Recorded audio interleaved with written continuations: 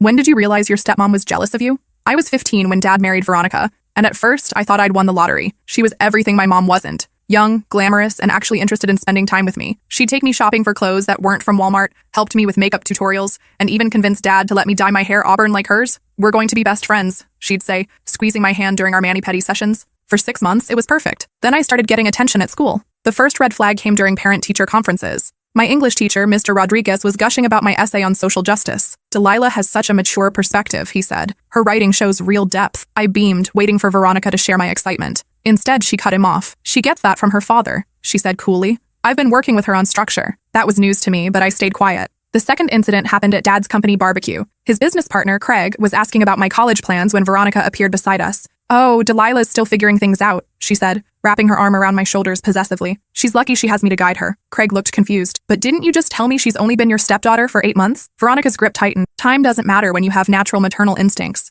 Things escalated when I got cast as the lead in our school musical. I'd been in choir since middle school, but this was my first major solo role. Dad was thrilled and immediately started planning to invite his entire office. Veronica had a different reaction. "Are you sure you're ready for that kind of pressure?" she asked during dinner. "Stage fright can be really embarrassing." "I'll be fine," I said. "Mrs. Martinez thinks I have real potential." "Mrs. Martinez probably tells all her students that," Veronica replied, cutting her steak with unnecessary force. "It's important to have realistic expectations." She started finding reasons for me to miss rehearsals, sudden dentist appointments, family obligations that couldn't be rescheduled. When I protested, she'd sigh dramatically. "I'm just trying to prevent you from being humiliated, honey." The breaking point came 3 weeks before opening night. I was running through my songs in my bedroom when Veronica burst in without knocking. "You need to keep it down," she snapped. "Some of us have work to do." "Sorry," I said, confused. "I thought you were watching TV downstairs." "Well, I'm not anymore." Your screeching gave me a headache. Screeching. The word hit like a slap. "I'm just practicing for the musical," I said quietly. "About that," she said, sitting on my bed uninvited. "I've been thinking. Maybe you should consider dropping out." "What?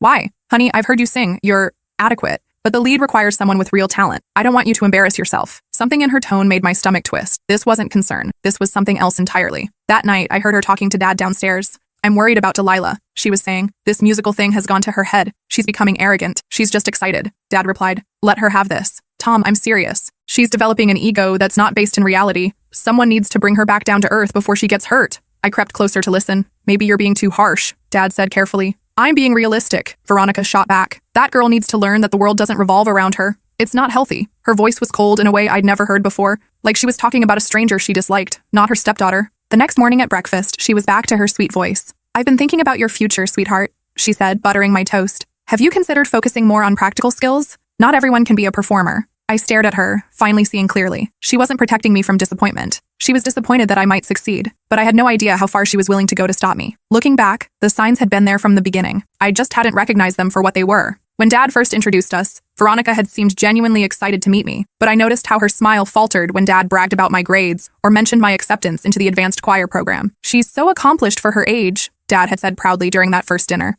"Accomplished might be a strong word," Veronica had replied with a laugh. "She's certainly active in school activities." At the time, I thought she was just being modest on my behalf. Now I realized she was already diminishing my achievements. The grooming phase had been masterful. She'd showered me with attention and gifts, making me feel special and chosen. She'd take me to expensive salons where she'd get treatments too, making it feel like we were equals, like I was mature beyond my years. "Most women your age wouldn't appreciate good skincare," she'd say while the esthetician applied a facial mask. "But you're different. You're sophisticated." She'd buy me clothes that were slightly too mature, then praise me for having such refined taste when I wore them. She made me feel like I was her protege, being initiated into some exclusive world of adult femininity. The sabotage started small. My sheet music would mysteriously disappear from my backpack. My costume fittings got rescheduled without my knowledge. When I complained to Dad, Veronica would look genuinely confused. "That's so strange," she'd say, frowning with what seemed like real concern. "Maybe you should be more organized, sweetie. High school can be overwhelming." It was subtle enough that I started questioning myself. Maybe I was being careless. Maybe I was imagining things. But then I noticed a pattern. Every accident happened on days when Veronica was home alone after I left for school. She had a master key to every room in the house. Dad had given it to her when they got married, saying it was important for her to feel like she belonged everywhere.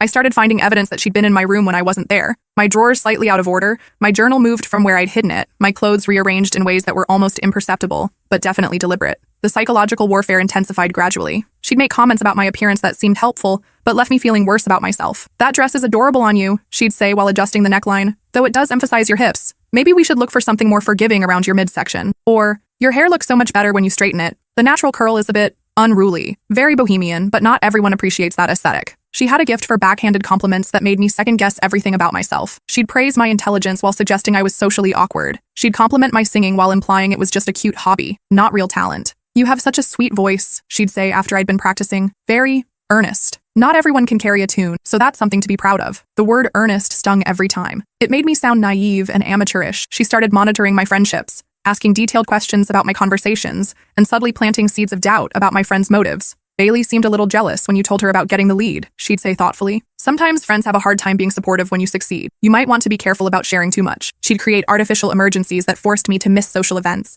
then comfort me about how disappointed my friends must be. "I'm sure they understand that family comes first," she'd say while rubbing my shoulders. "Real friends would support your priorities." But my friends started pulling away, confused by my frequent cancellations and the subtle changes in my personality. I was becoming more anxious, more self-doubting, less confident in my opinions and abilities. The musical became her primary target once she realized how much it meant to me and how proud Dad was of my involvement. Mrs. Martinez had been directing school productions for 20 years and had never shown this much enthusiasm for a student. She'd pulled me aside after my audition and said I had natural stage presence and a voice that could move people to tears. When I told Dad and Veronica about Mrs. Martinez's praise, Dad beamed with pride. Veronica's reaction was more measured. "That's wonderful, sweetie. Though I suppose she has to be encouraging to all her students. It's part of her job." "She said I was the best audition she'd seen in years," I said, trying to recapture the excitement I'd felt in that moment. "Well, you were probably the best that particular day," Veronica replied with a patronizing smile. "It's important not to read too much into compliments. Adults sometimes exaggerate to boost children's confidence." She began a systematic campaign to undermine my relationship with Mrs. Martinez and my confidence in the production. She'd ask pointed questions about my rehearsal schedule, suggesting that the time commitment was excessive and might interfere with my studies. "Are you sure Mrs. Martinez has your best interests at heart?" she'd wonder aloud. Sometimes teachers get carried away with their own ambitions and forget that students have other priorities. She'd research the musical online and share concerning information about how challenging the lead role was. How many professional actresses had struggled with the same songs I was learning. "I read that this particular show has caused several nervous breakdowns among young performers," she'd say while cutting vegetables for dinner. "The emotional demands can be too much for someone without professional training." She'd time these comments perfectly, right before I had to leave for rehearsal, or when I was already feeling stressed about memorizing lines. She had an instinct for when I was vulnerable and needed support, and those were exactly the moments she'd choose to plant doubt. 2 weeks before opening night, I came home to find Veronica in my room, holding my diary. She wasn't even trying to hide it. "What are you doing?" I demanded, my voice shaking with violation and anger. "I was looking for your costume measurements," she said smoothly, not even bothering to look guilty. "But I found this instead. We need to talk." She'd read everything. My crush on Brandon from chemistry class. My insecurities about Dad preferring her to me. My dreams of getting into Juilliard. My growing suspicion that she didn't actually care about me. My fears about the musical. My confusion about why she seemed to be rooting against me. "Juilliard?" She laughed, her voice dripping with condescension. "Honey, that's not realistic. You need to focus on attainable goals. Community college, maybe a teaching certificate. Something practical for someone with your limitations." "What limitations?" I asked, though I dreaded the answer. "Well, you're talented for someone from a small town, but real conservatories look for exceptional students. Students who've been training professionally since childhood. Students with natural gifts that can't be taught." She delivered each word like a small knife, cutting away at the confidence I'd been building. "Give me back my diary," I said, my voice shaking with anger and humiliation. "I think your father should read this," she said, flipping through pages with deliberate cruelty, "especially the parts where you write about feeling like an outsider in your own home, and this interesting section about wondering if I actually love you or just pretend to." My blood went cold. I'd written that during a particularly dark moment, questioning everything about our relationship, but feeling guilty for even having those thoughts. "I wrote that months ago," I said desperately, "before we got closer." "Did we get closer?" she asked, tilting her head with mock confusion. "Or did I just get better at managing you?" The mask was completely off now. The sweet stepmother who bought me clothes and painted my nails was gone, replaced by someone cold and calculating. "I know what you're doing," I said quietly. "What am I doing?" she asked, her voice dangerously sweet. "You're jealous." The slap came so fast I didn't see it coming. My cheek burned as I stared at her in shock. In that moment, she looked exactly like the mean girls at school, except she was supposed to be the adult, the safe person, the one who protected me. "Don't you ever," she hissed, her face contorted with rage, "accuse me of being jealous of a child." But her reaction told me everything I needed to know. "You are jealous," I said, touching my burning cheek. "You can't stand that Dad loves me. You can't stand that I might actually be good at something. You can't stand that people notice me." She raised her hand again, and I flinched, but this time she caught herself. "You know nothing about adult relationships," she said through gritted teeth. "Nothing about what it takes to build a marriage. You're a selfish little girl who thinks the world revolves around her." "No," I said, something clicking into place. "I'm a daughter who thought she was getting a mother figure. But you never wanted to be my stepmother. You wanted me to disappear." That night, I called my mom for the first time in months. She'd moved to Oregon after the divorce, and we'd grown distant, partly because Veronica had subtly discouraged our contact, always finding reasons why I couldn't call or visit. She's building a new life, Veronica would say whenever I mentioned missing mom. It's hard for divorced women to move on when their children keep pulling them backward. Maybe you should give her some space to heal. But when I finally called, Mom answered on the first ring. Delilah? Mom's voice was surprised but warm. Is everything okay? You sound upset. The concern in her voice broke something open in me. I realized how much I'd missed having someone who prioritized my well-being over their own agenda. I broke down and told her everything. About Veronica's manipulation, the constant undermining, how she was trying to make me drop out of the musical, the diary violation, the slap, the systematic campaign to destroy my confidence. Oh, sweetheart, Mom said softly. I was afraid of this. What do you mean? Your father called me before their wedding. He wanted to make sure I was okay with Veronica being involved in your life. When I looked her up online, I found some concerning things. Like what? She'd been fired from her last job at a high school. Something about inappropriate competition with students. Her supervisor's reference mentioned concerns about boundary issues with teenage girls. And her social media was full of posts about how teenage girls these days are too entitled and need to be put in their place. My stomach dropped. Why didn't you tell Dad? I tried, but he was so happy. And I thought maybe I was just being bitter about the divorce. She was beautiful and young and seemed to adore him. I convinced myself I was seeing problems that weren't there. What did you find exactly? She'd been working as a drama teacher and had been let go after complaints from parents. Apparently, she'd been systematically undermining the confidence of her most talented students, while promoting girls who weren't as gifted but were more manageable. There were allegations that she'd been sabotaging auditions and spreading rumors about students she saw as threats. Threats to what? To her position as the most important woman in the drama department. She needed to be the center of attention, the one everyone looked to for approval. Talented students threatened that dynamic. I felt sick. This wasn't just about me. This was a pattern. There was also a lawsuit from a previous school district. Mom continued. A girl claimed Veronica had deliberately given her wrong information about scholarship deadlines, causing her to miss opportunities. The case was settled out of court, but there were records of the initial filing. Why didn't you push harder to tell Dad? Because I was scared he'd think I was trying to sabotage his happiness out of jealousy. And honestly, part of me hoped I was wrong. I hoped she'd be different with you because you were his daughter. What do I do now? Document everything, Mom said firmly, and call me if things get worse. I can drive down there in 8 hours if needed. Don't let her isolate you anymore. For the first time in months, I felt like I had an ally. I started recording our conversations on my phone whenever she cornered me alone. I took photos of my missing sheet music when it reappeared in strange places. I screenshot the mysteriously rescheduled appointments. Within a week, I had a clear pattern of deliberate sabotage. But Veronica was getting more desperate as opening night approached. She started spreading rumors to Dad's coworkers about my emotional instability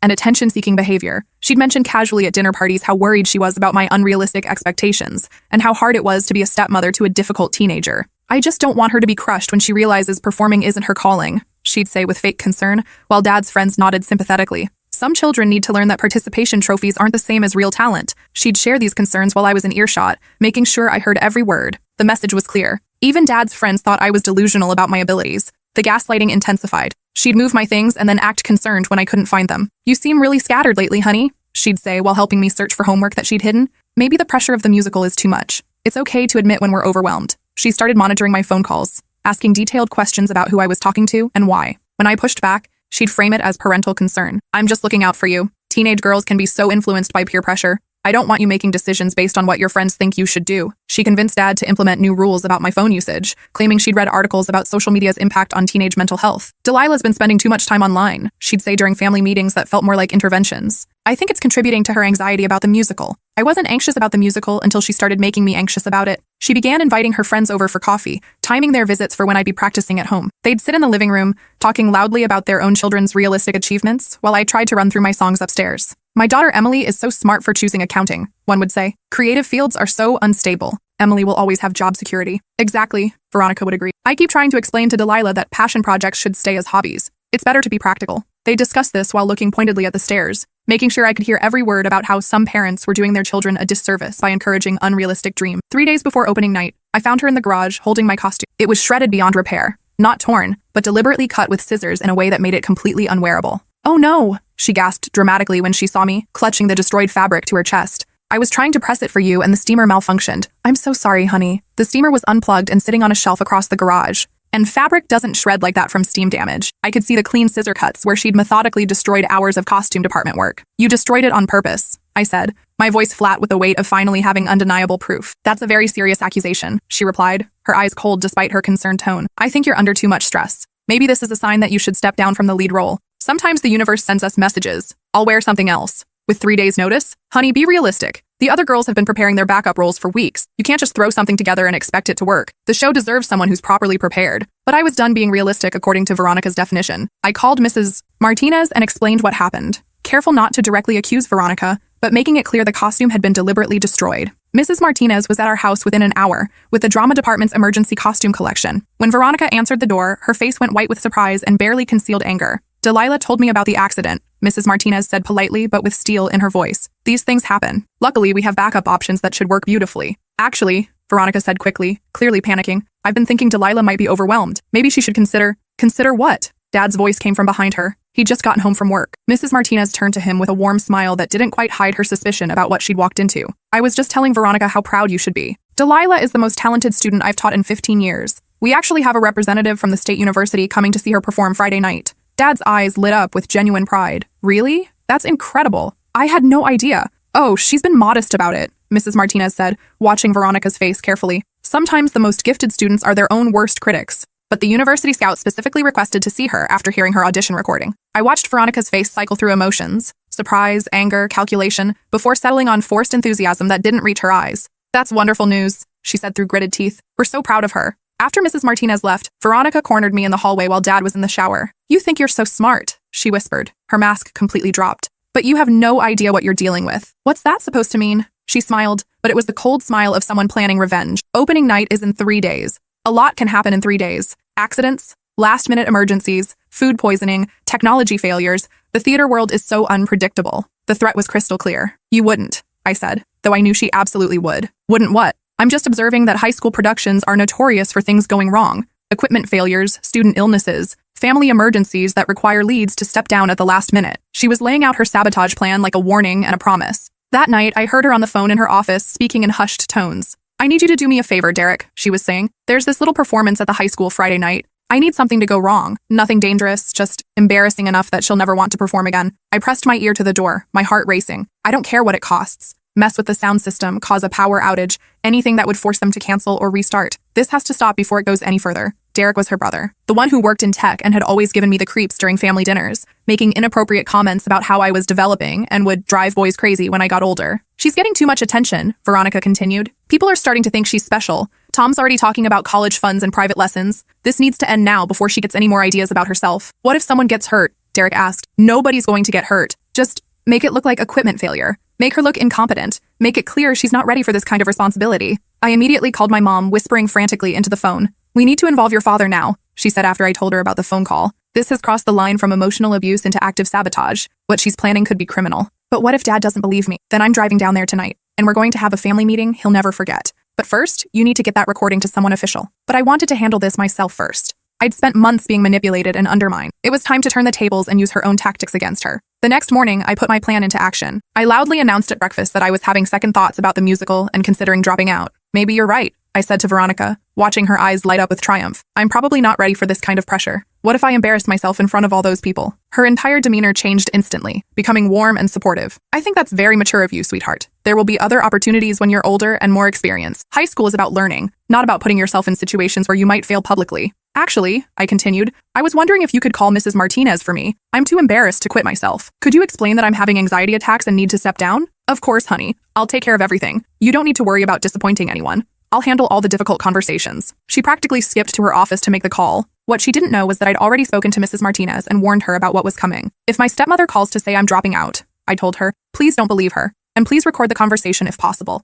I think she's going to try to sabotage the production. 20 minutes later, Veronica emerged looking confused and frustrated. That was strange, she said, clearly trying to maintain her helpful facade. Mrs. Martinez said she needed to speak with you directly about any changes to the cast. Something about union rules and official documentation. Oh, that's fine, I said casually. I'll call her later and sort it out. But I didn't call. Instead, I went to school and continued rehearsing like nothing had happened. Meanwhile, Veronica spent the day making increasingly frantic calls to the school, trying to reach someone, anyone, who would listen to her concerns about my stage fright and emotional instability. Each person she spoke to, the principal, the guidance counselor, the vice principal, even the athletic director, had already been briefed by Mrs. Martinez about a concerned parent who might try to interfere with the production due to what appeared to be jealousy issues. We see this sometimes with blended families, the principal told her coldly when she tried to insist I was having a breakdown. Competition between step-parents and step-children. We're trained to recognize it. I'm not competing with anyone, Veronica had protested. I'm concerned about her mental health. Then I suggest you speak with a family counselor, the principal replied, because trying to pull a student from a production 3 days before opening night raises red flags for us. By evening, Veronica was furious and barely containing her rage. Why haven't you called Mrs. Martinez? She demanded when I got home from rehearsal.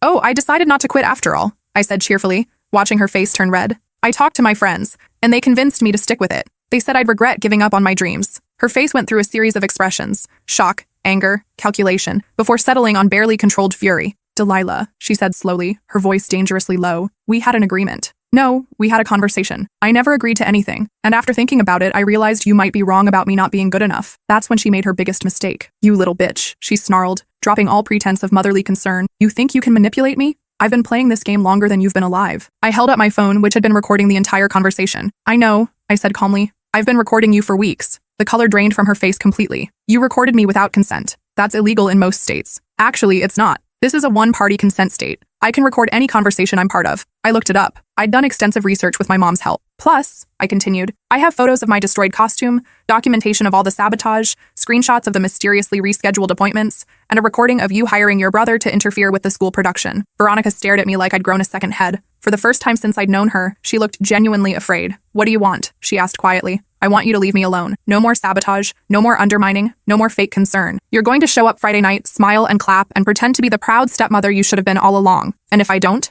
then Dad gets to hear everything, along with the school board, since you tried to manipulate school officials. And Derek's employer, since using company resources for personal vendettas, is generally frowned upon in the corporate world. She was trapped, and she knew it. You're making a mistake, she said finally, trying one last manipulation. I was trying to protect you from disappointment. The entertainment industry is brutal to young women. No, I replied firmly. You were trying to protect yourself from my success because it threatened your position as the center of Dad's attention. The truth hung between us like a sword. You're just a child, she whispered. You don't understand adult relationships. I understand enough to know that healthy adults don't compete with children. They support them. That night, she kept her distance. But I could feel her watching me, planning something. I'd won this battle, but the war wasn't over. Opening night arrived, and Veronica kept her word. Sort of. She sat in the front row with Dad, smiling and recording everything on her phone like the proud stepmother she was supposed to be. But I could see the hatred in her eyes every time the spotlight hit me. The performance was magical. Every note soared, every line landed with emotional truth I hadn't known I possessed. The audience was completely silent during my solo numbers, hanging on every word. During the climactic song, I saw people in the audience wiping away tears. The standing ovation lasted 5 minutes, with calls for an encore that weren't traditional for high school productions. The energy in the theater was electric, transformative. The university representative introduced herself afterward, a woman named Dr. Chen who taught voice at the State Conservatory. I've been doing talent scouting for 20 years, she said, and I rarely see raw talent like yours. We'd like to offer you a preliminary audition for our program, full scholarship. Dad was crying with pride, something I'd never seen before. I can't believe how talented you are, he kept saying, hugging me tight. Why didn't I know you could sing like that? I glanced at Veronica, who was maintaining her forced smile while her knuckles went white from gripping her purse. Maybe because someone convinced you it was just a hobby, I said pointedly. That night, as we celebrated at dinner, Dad started talking about calling my mom to share the good news. She should hear this from us, he said enthusiastically. She'll be so proud. We should probably start looking at music schools too. If you got a scholarship offer after one performance. Actually, I said, Mom already knows. We've been talking regularly. Dad looked surprised and a little hurt. You have? Since when? Since I needed someone who actually supported my dreams instead of trying to crush them. The words hung in the air like a challenge. Dad looked between Veronica and me, finally starting to sense the undercurrents he'd been missing for months.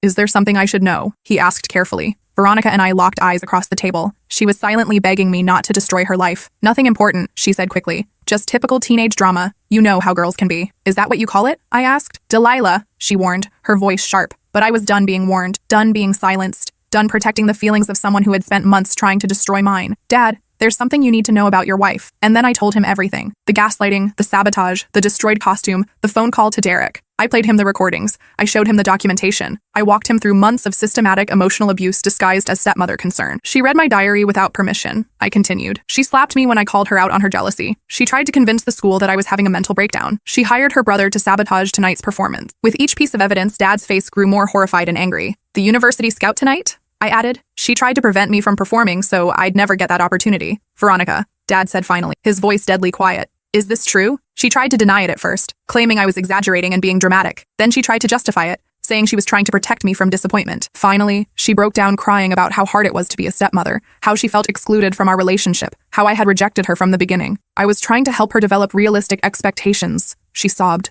mascara running down her cheeks. The world is cruel to young women with impossible dreams. I didn't want her to get her hopes up only to be crushed. Impossible dreams? Dad repeated, his voice rising with each word. She just got offered a university scholarship. After one performance. That's not guaranteed to lead anywhere. Enough! I'd never heard Dad yell like that. The restaurant went quiet. You systematically tried to destroy my daughter's confidence and sabotage her opportunities, he said, his voice shaking with controlled rage. You lied to me about her behavior and abilities. You manipulated everyone around you to serve your own agenda. Tom, please, you have to understand. I understand perfectly. Dad cut her off. Our marriage was based on lies. Every time you told me Delilah was difficult or unrealistic or attention-seeking, you were projecting your own insecurities onto a child. She came between us. She's my daughter. Dad roared. She's supposed to be important to me. A real stepmother would have celebrated that, not tried to eliminate the competition. Veronica looked at me with pure hatred then. All pretense finally dropped. This is what you wanted, isn't it? She hissed. To break up our family? To have him all to yourself again? No, I said honestly, and I meant it. I wanted a stepmother who actually loved me, but you never did. You just saw me as competition for Dad's attention and affection. I tried to love you. No, you tried to control me. There's a difference. Dad stood up from the table, throwing his napkin down. We're leaving. And Veronica, I want you out of my house by tomorrow. You can't mean that. We're married. We have a life together. We had a life built on your lies and manipulation, Dad said. I won't live with someone who emotionally abuses my daughter. The drive home was silent except for my quiet crying. Not from sadness, but from relief. Dad reached over and squeezed my hand. I'm sorry, he said simply. I should have seen what was happening. Veronica left the next morning while I was at school, taking only her clothes and personal items. Dad filed for divorce that afternoon. I talked to a lawyer, he told me that evening. What she did, the sabotage, the manipulation, trying to interfere with your education, it's actually illegal in some contexts. If you want to press charges, I just want her gone, I said. I don't want to see her ever again. The lawyer said we have grounds for a restraining order if she tries to contact you. Do you think she will? I think she's too smart to risk criminal charges, but we'll be prepared if she does. The divorce proceedings were ugly. Veronica's lawyer tried to paint me as a manipulative teenager who had deliberately sabotaged their marriage out of jealousy. But the evidence was overwhelming. Recordings, documentation, witness statements from school officials. Mrs. Martinez testified about Veronica's attempts to interfere with the production. The principal spoke about her inappropriate phone calls. Even some of Dad's coworkers came forward to say they'd found her comments about me concerning. Derek lost his job when his employer discovered he'd been using company equipment to plan sabotage of a school event. Apparently, the FBI takes cyber attacks on educational institutions very seriously, even small-scale ones. 3 months later, I got my acceptance letter to the university with a full scholarship. Not partial, but full. They'd been impressed enough by my audition to increase their offer. Dad framed the letter and hung it in the living room where Veronica's wedding photos used to be. I'm proud of you, he said that night as we ate takeout Chinese food. Not just for the scholarship, but for standing up for yourself, for not letting her break you. She almost did, I admitted. There were times I believed her. Times I thought maybe I wasn't good enough. But you didn't give up. That's what matters. I had help. Mom, Mrs. Martinez, even some of my friends who noticed something was wrong. Dad nodded. I should have been part of that support system. I should have listened when you tried to tell me. I never directly told you, because she trained you not to. That's what manipulators do. They isolate their victims and make them feel like no one will believe them. He was right. Veronica had been playing a long game, slowly eroding my confidence while building herself up as the reasonable adult who was just trying to help. The important thing is that it's over now, I said. Dad nodded firmly. And I'm never letting anyone treat you like that again. Anyone who comes into our lives has to respect you, or they don't stay. 2 years later, I started college with a double major in music and psychology. I wanted to understand how people like Veronica operated,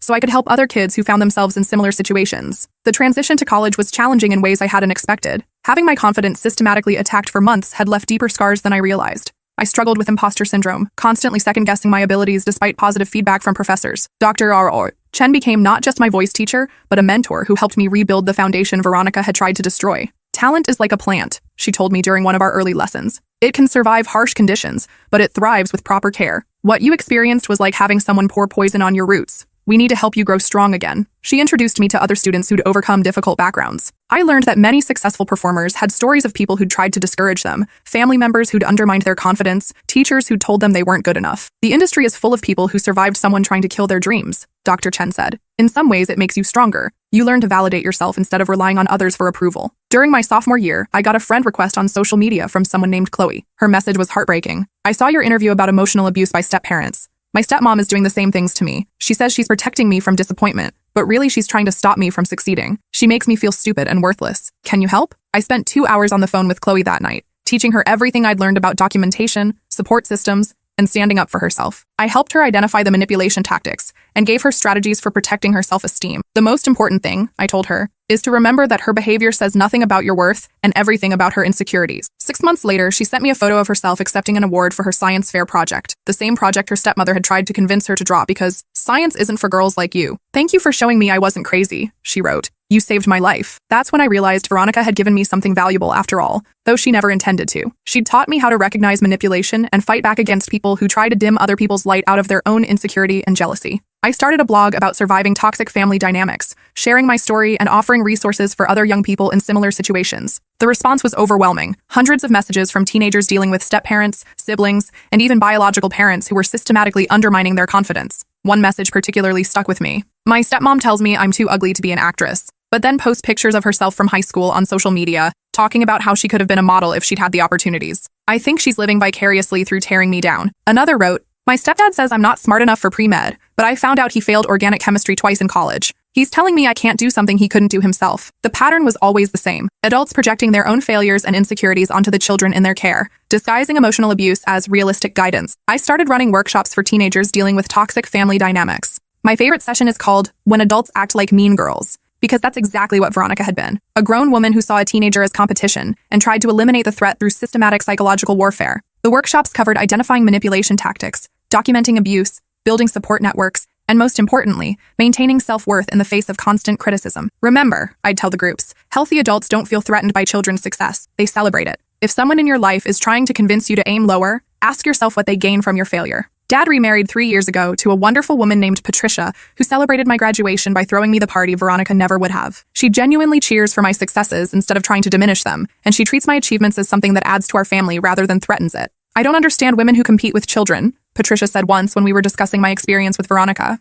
A healthy adult wants to lift kids up, not tear them down. Patricia had her own teenage daughter from her first marriage, and watching their relationship showed me what a normal stepmother-stepdaughter dynamic looked like. Patricia celebrated Melissa's accomplishments, supported her through failures, and never made her feel like her presence was a threat to anyone. The goal isn't to replace anyone, Patricia explained when I asked about her parenting philosophy. It's to add love to a family. There's always room for more love. As for Veronica, I heard through the grapevine that she's gone through 2 more marriages since Dad. Both ended when her stepchildren's parents discovered her pattern of undermining the kids to make herself feel superior. The most recent divorce was particularly ugly. Her third husband's teenage son recorded her calling him worthless and posted it online. The video went viral with the caption, "Why I don't trust stepmoms." She had to change her name and move to another state. Her behavior had finally caught up with her in a way that couldn't be hidden or explained away. I felt a complex mix of emotions when I heard about her downfall. Part of me felt vindicated, proof that I hadn't been the problem. But mostly I felt sad for all the children she'd hurt over the years, all the dreams she'd tried to crush because of her own damaged psyche. Derek, her brother, lost his job when his employer discovered he'd been using company equipment to sabotage a high school production. The investigation revealed a pattern of using his technical skills for personal vendettas,